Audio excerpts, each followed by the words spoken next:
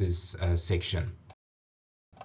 So looking at Unit 1, we're looking at the introduction to cost management, and basically looking at the history of where the QS function came from and a bit of history of it. Like I said, the history is not that important, but we're still going to go through that so that you've got an understanding of where everyone fits in. And throughout the module, I'll also allude to what the functions are of all the different role players. Okay, so the main thing that we're going to try or look at in this unit is to understand the roles of the professionals on the team, relate the architect and the quantity surveyor's dependence on each other, and conceptualize the advantage of the QS that it brings to the project. We're going to look at the historical overview and then quantity surveying in South Africa. Like I mentioned, it's chapters 1 and 2 of Maritz and Sichli, the Green Book, and we're first going to look at the historical overview. So, getting started, the origins of a quantity surveyor. It has always been the client and the contractor.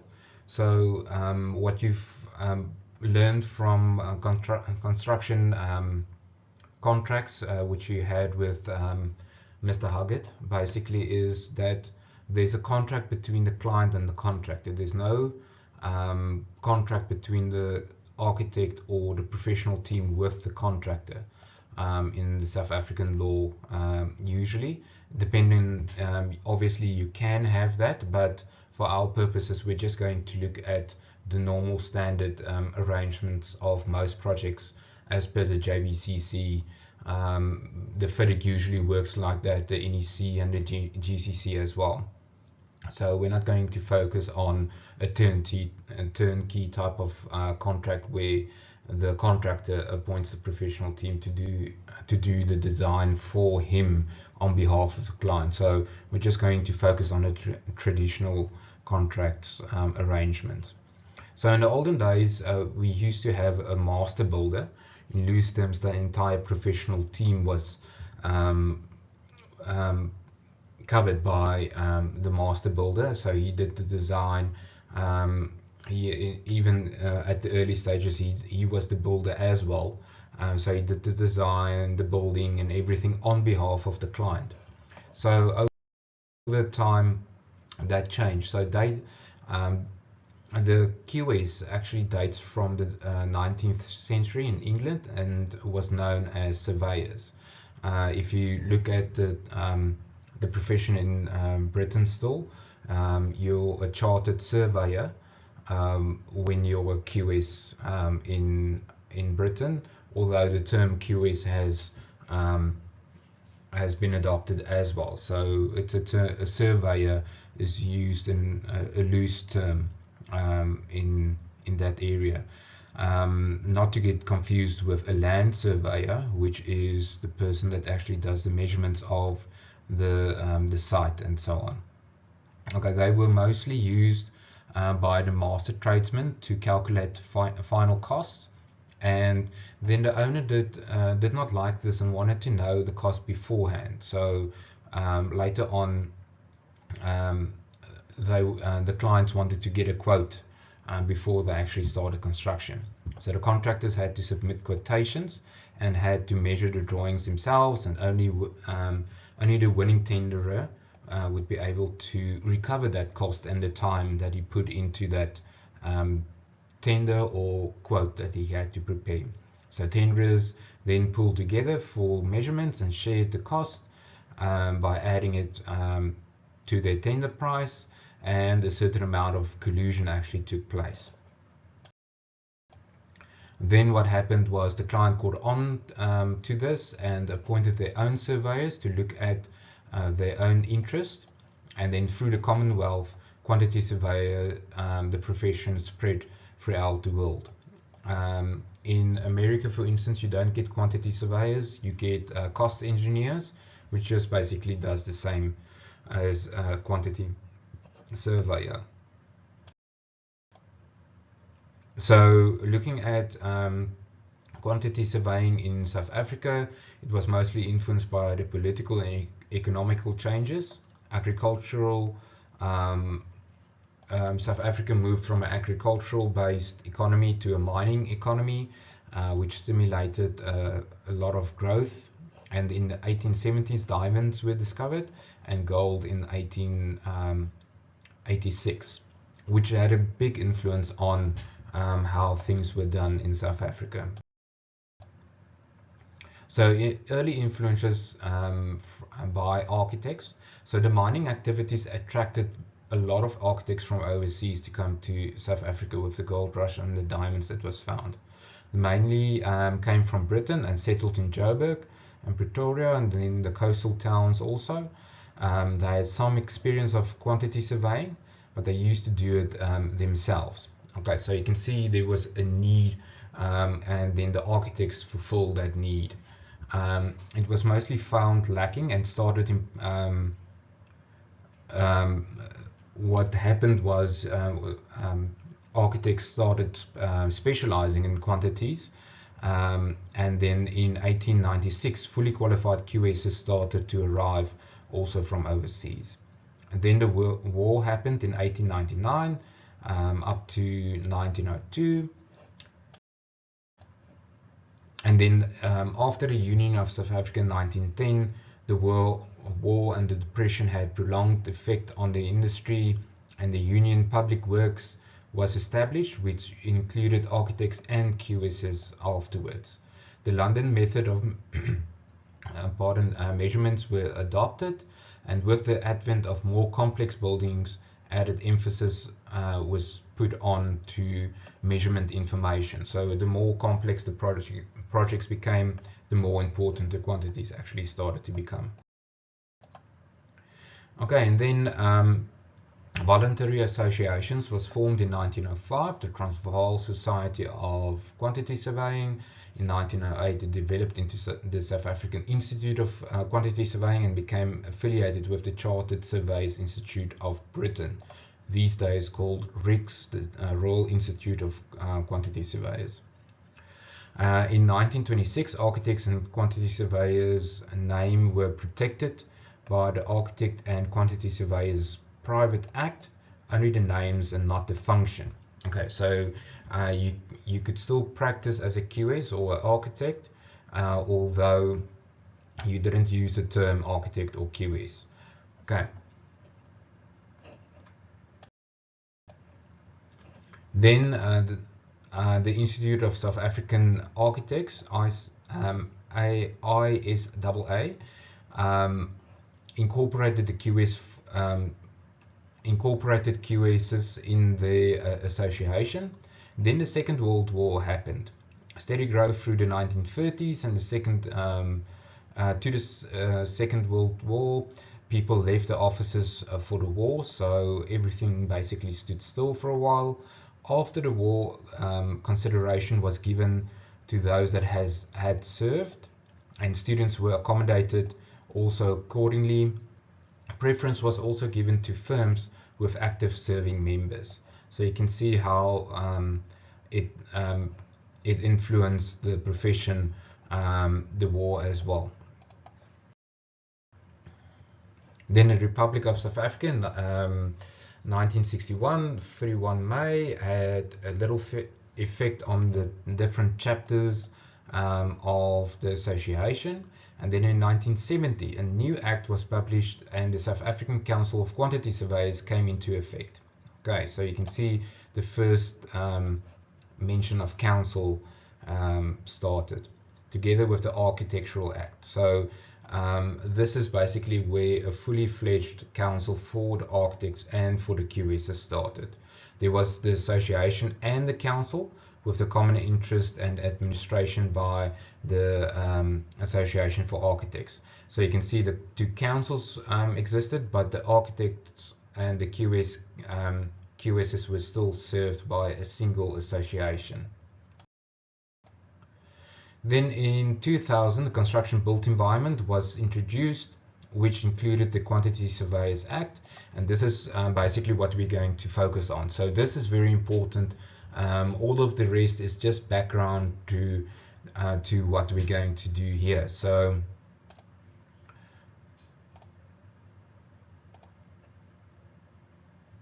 it is after 2000, and we're still governed by mostly the 2000 regulations that govern the different role players in the construction industry, and where under which all of the association or all of the councils fall.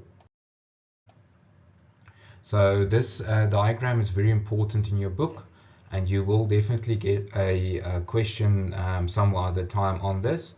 You should know that there's a council for the QSs, for architects, engineers, which is EXA, for landscape architects, and then the council for project management, which is the SACP-CMP, and then the council for property valuers as well.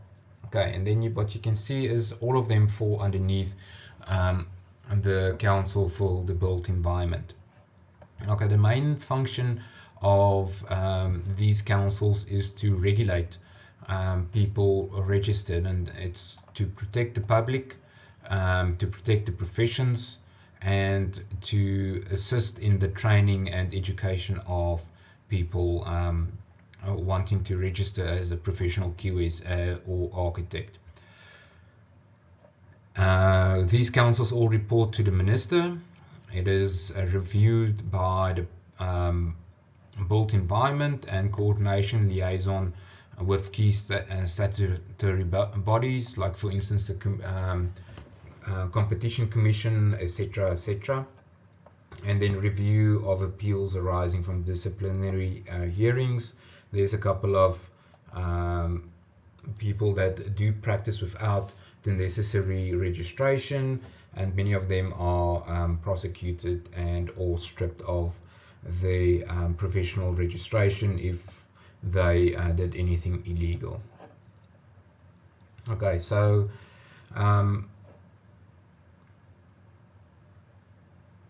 the short and the long of it is that there's certain rules that you have to adhere to. You can't overcharge a client for services rendered. You should be fair. You can't go and steal other projects from other professionals. That type of thing is basically regulated by the councils. Okay, then we get into the SAC QSP specifically. It is a compulsory, so as we've established already, any PRQS has to be registered with the council, and then the council manages the profession on behalf of the Minister of Public Works. In the Act, the following arrangements are also in place: the accreditation of programs and educational institutions, like our department here is also accredited with the SAC QSP, same as what the architectural department is accredited with SACAP. And then legislation, general financial reporting is also provided by the council. Protection to the public is given. Registration, registered persons are listed, so anyone can go have a look whether someone is actually registered. A recognition of voluntary associations, like the Association of the South African Quantity Surveying Profession, it's the same as SIA. And then this discipline is enforced, and then the fees are regulated by the council. Then the association, I just put in this clip or this differentiation. Like I mentioned in class, there's a difference between the council. The council is the one that you actually want to be registered with, whereas the association is the one that just gives you more information and adds value to you as a professional.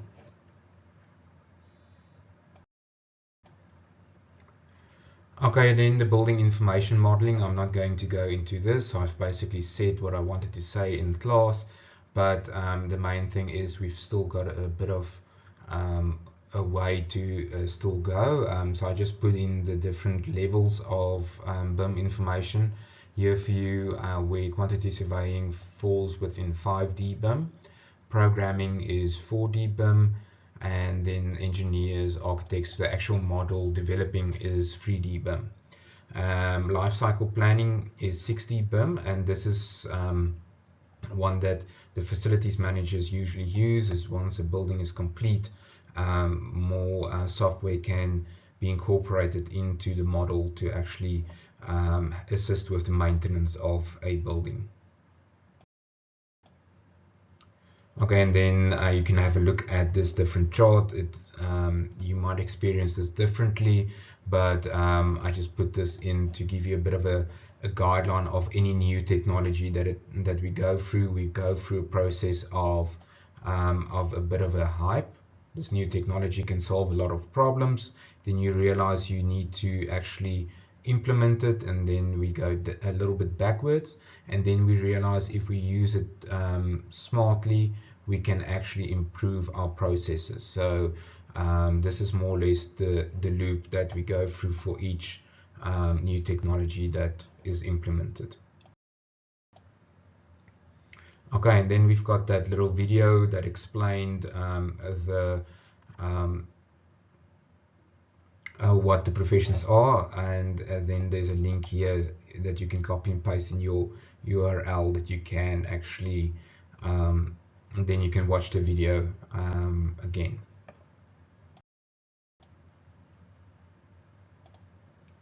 Okay, so what we wanted to try and do here is to establish that each design, getting the scope from the client is very important. So he might want a sports car, but if you want to go certain places, you can't use that sports car to go everywhere. So it might be that a client wants a big flashy building, but is it going to be practical for him? So that is something that we always have to assess.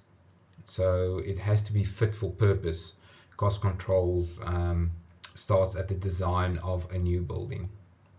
Okay, very important to take note is the end building, the functions, getting the occupation service in place from the start is very important.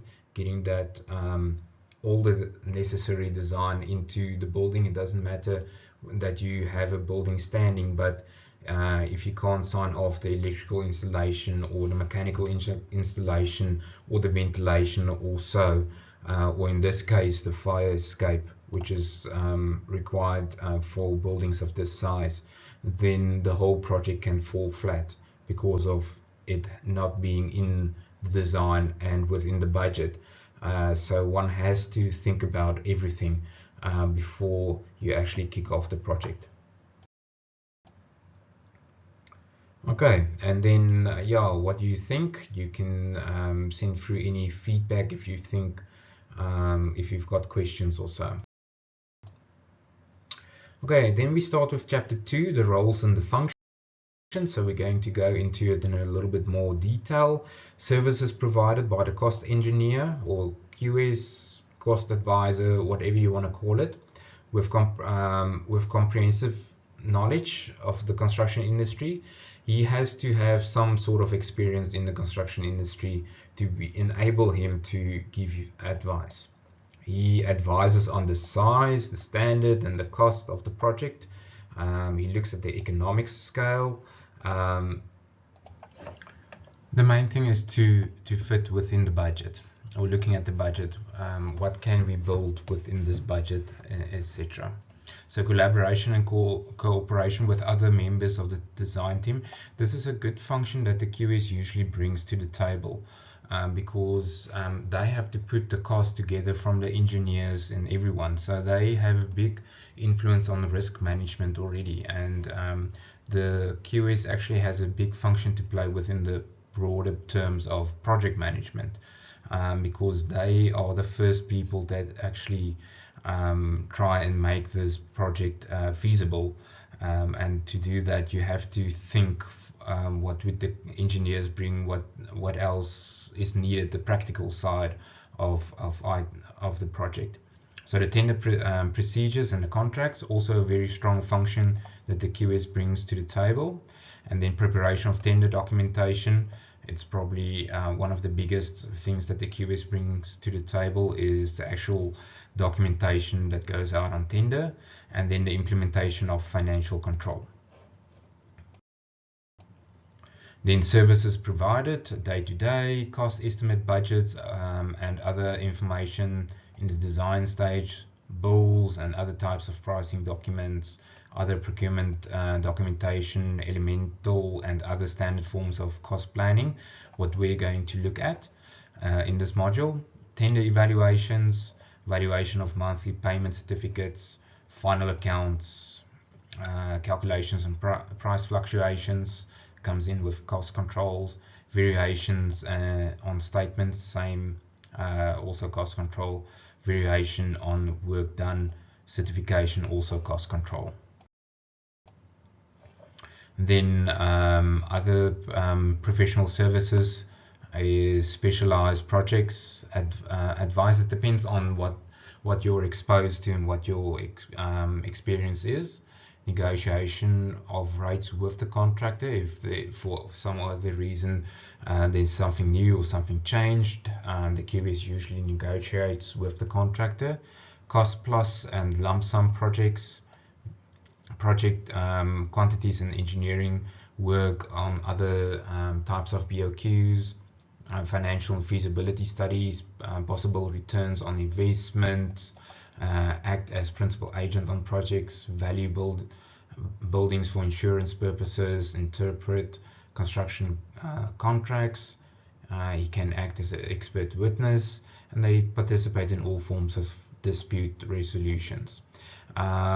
Just the cost and lump sum projects, just to elaborate on this a little bit, where you have projects where you've got a certain budget and then the contractor just add costs, or where it's a lump sum project, they usually control those type of projects through putting some sort of documentation together and negotiation and monitoring what the cost would be. They basically check whether the cost that's provided, whether it's not outlandish or out of the ballpark, and a strong sense of negotiation also goes hand in hand with that.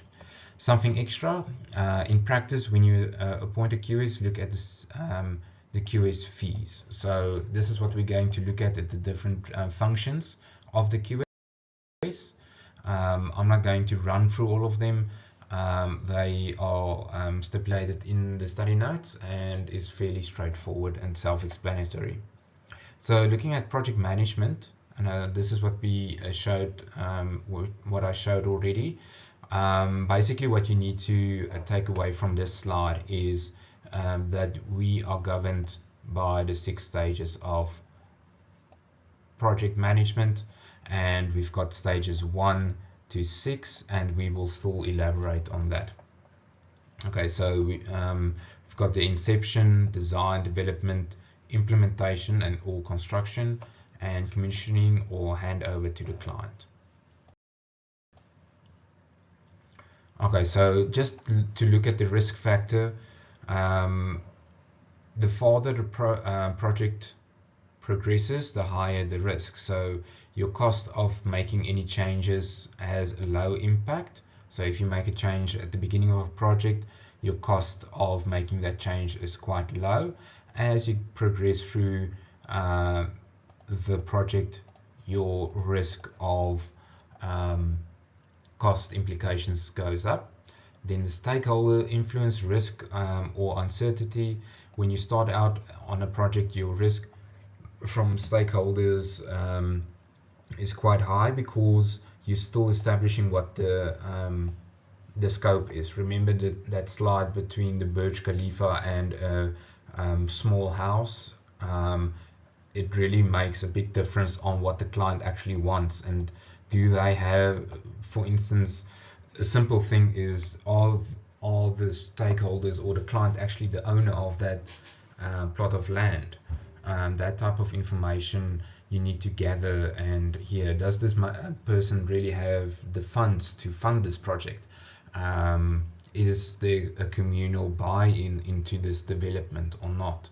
That's the type of risks that is involved, and that lessens as the project goes down. If the more information you get, the less that risk becomes. But then we look at the work environment. We work on buildings. The QS works on buildings, civil work. QS, you've got civil QSs that works on roads, pipeline installation, sewage, and so forth, and other engineering services. You get QSs that specialize only in plumbing, depending on the size of the projects usually.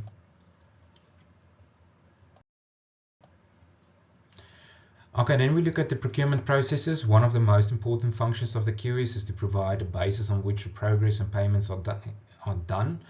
The main reason why we develop bills of quantities, and why I say bills of quantities, is because a bill comprises a whole lot of bills, separate bills: earthworks, masonry, metalwork, roofs, tiling, painting, etc. that forms part of your bills of quantities. Okay, then that is usually a big portion of your contract documentation, because the cost or the estimate or the quote from the contractor is based on that. So the BOQ with schedules, you get different types of BOQs. You've got BOQs with schedules of rates, where the contractor, the quantities isn't necessarily measured, but the rates of the contractors are given and then just applied as more information gets available.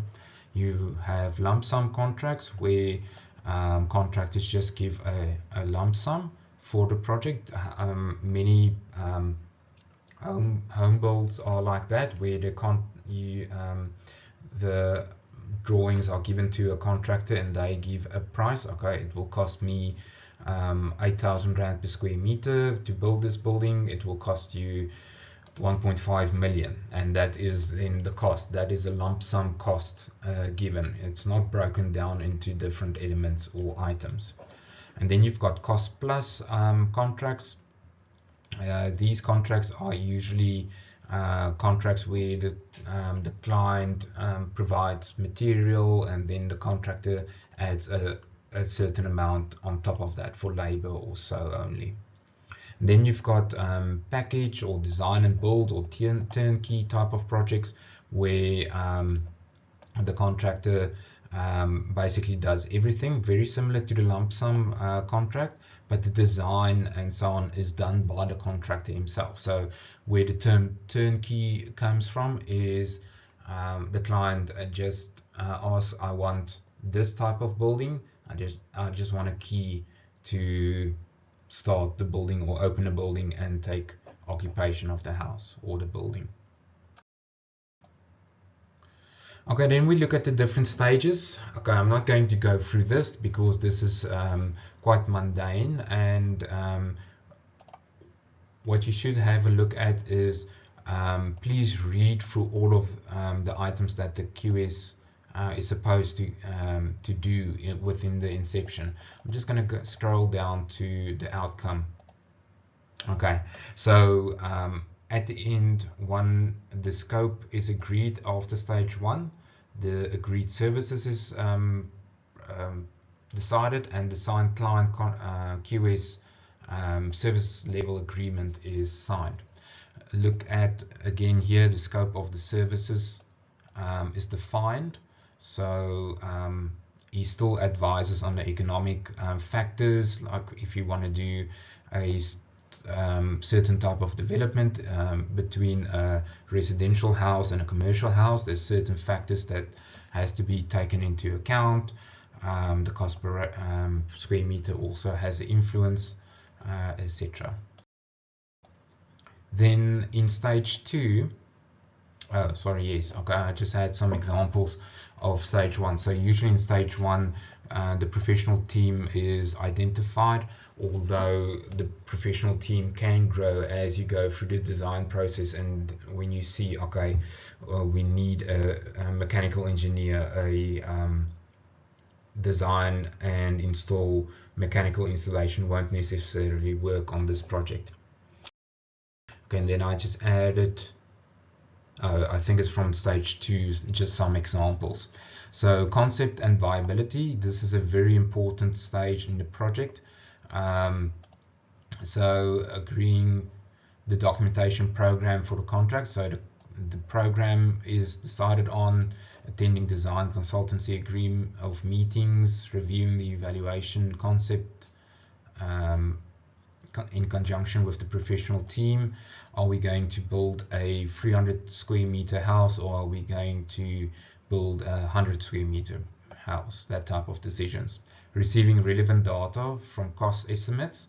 So are we going to build a masonry building? Are we going to build a lightweight steel building?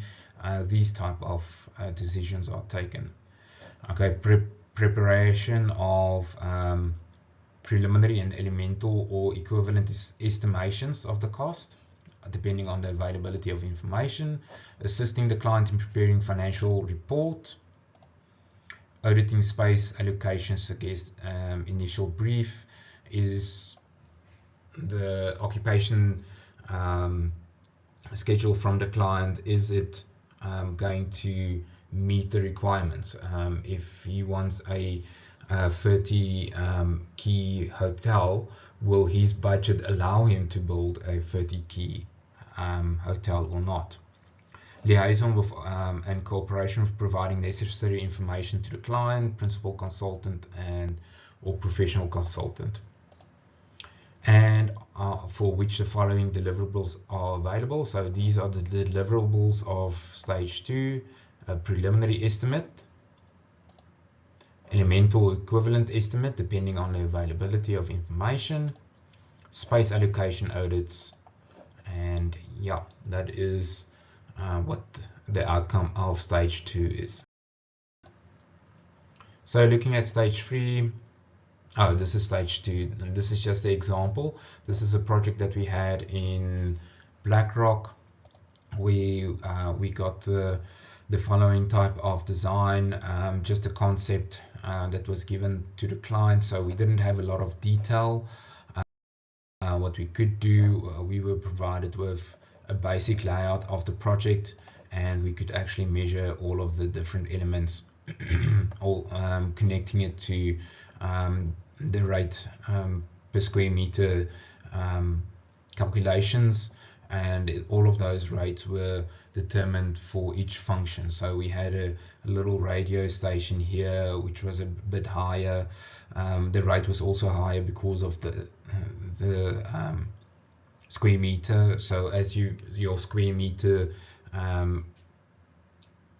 dimensions get smaller, the higher the rate usually becomes, just because of the amount of work that goes into it. If you think about a guardhouse, the rate per square meter is quite high, although there's not that much detail that goes into it, but it still needs a strip footing, it still needs earth filling, it still needs a wall, roof, some electrical installation. So that is the type of considerations when you do your per square meter rate build up. Okay, and then obviously applying that.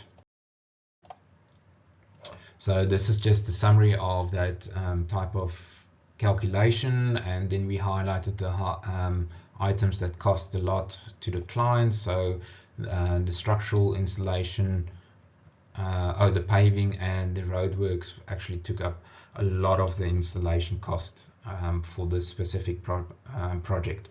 You also see that a 10% contingency is allowed, because not all of the information is available yet. There's a certain amount of uncertainty built into the estimate usually. Okay, and then we built in some escalation for the client, taking into account when the project will actually come off and the program, and then VAT is just added to that to get to estimate. Okay, and this is just the square meter calculations or measurements that was done. Okay, and then we get to the design stage, and this is where the meat is actually put onto the bones. Again, review the documentation and program, attend the design meetings again, review, evaluation the design layout. Is there now suddenly something like a centralized air conditioning system that's going to be added to the project, which will take the cost up considerably? Is there many services that has to be added for this project? Does rezoning have to be done? That type of things. Okay, sourcing of information, preparing a detailed estimation of construction cost, assisting the client in reviewing the financial viability of the project. Will this project actually be able to generate the income? Commenting on space allocations again, liaison with and cooperation with the providing necessary information to the client on the principal consultant and other professions. Is there any information still outstanding from any of the professionals that might influence these decisions? And the outcomes is a detailed estimation, usually an elemental estimate. Area schedule is provided, and yeah, that's usually the outcome of stage 3. And then this is a typical detail that you usually get. At least now you can see the number of toilets or the installation, what type of finishes will be used. Is this is now a ablution block? Will there be surface drainage within the ablution or not? Okay, and then you can do a price comparison. For instance, on this project, we looked at different phases for the project. If we phased the project, for instance, there was an existing building that we wanted to keep, we wanted to decide, or the client wanted to decide whether to demolish that building and just start from scratch, or build a building on a separate site and then convert the existing building or ablution into office space or so. So we just gave him a whole lot of different options in this case. Then we get to documentation and procurement, and this is probably where most of the time of the QS is spent. The main thing here is to get to a budget or tender documents with bills of quantities that can actually be used so that you can call tenders and evaluate them to give the client a recommendation for the best contractor to be appointed. And price contract documentation, which becomes a legal document for the client. A whole lot of documentation. Then we get to construction. Okay, and I'm not going to go through this too much depth. I just want to go to the last one, and there we go. So the schedule of predicted cash flow is usually given. Estimate of the proposed variations. So if there's changes, the QS usually checks whether it's within the budget, and maybe there's a saving, maybe there's some extra costs that comes on. Financial cost control reports, valuation for payment certificates, and progressive and draft final accounts.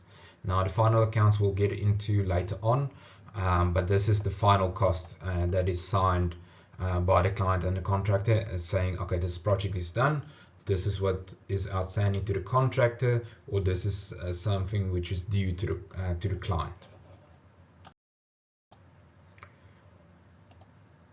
Okay, and then I just added this slide on what everyone thinks we do on site to what we actually do on site. Is we have a whole lot of meetings and discussions and do a lot of number crushing.